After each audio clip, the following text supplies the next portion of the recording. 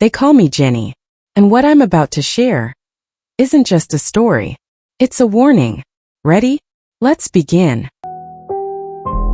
Some things never stay buried, especially when they're waiting for you. The first time Grandpa said it, I thought it was just another crack in his 90-year-old mind.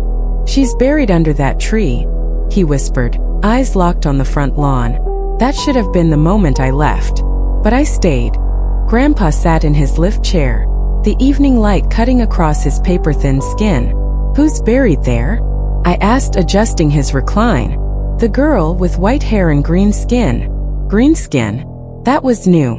I busied myself in the kitchen trying to wash the image out of my head. The mobile home creaked under the mountain wind.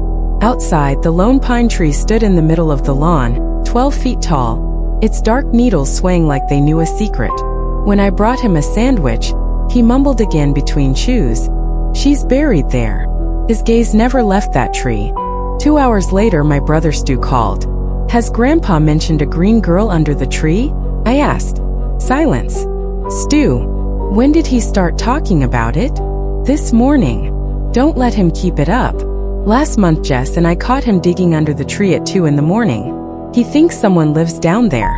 The line went quiet again before he added, "He belongs in a care home."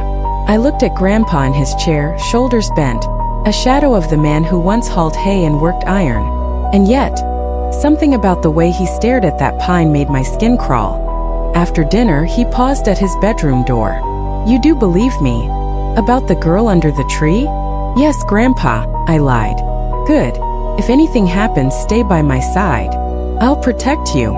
Before I could ask what that meant, he closed his door. Thwack! A metallic crack split the night. I shot upright in bed, heart pounding. Thwack! The sound again, deep, deliberate. I yanked the blinds open. A figure was at the pine tree, swinging something heavy. Grandpa's bed was empty. I grabbed my phone, stumbled into the cold mountain air. The moon hung low, casting silver across the grass. Grandpa was hunched at the tree's base, swinging a pickaxe like a man half his age. "She's coming, Grace," he panted. "I have to set her free." "Grandpa, it's 3 in the morning.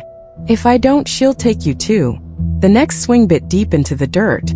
The sound rang in my skull. Morning brought no sleep, just silence and coffee gone cold. Grandpa set a shoebox on the table. Inside were black and white photographs. My grandmother Belle, my father as a boy.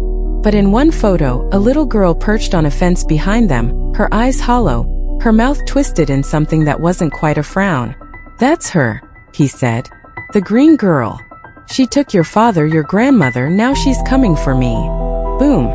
The front door shuddered under the blow. "She's here," Grandpa said, voice calm but eyes wild.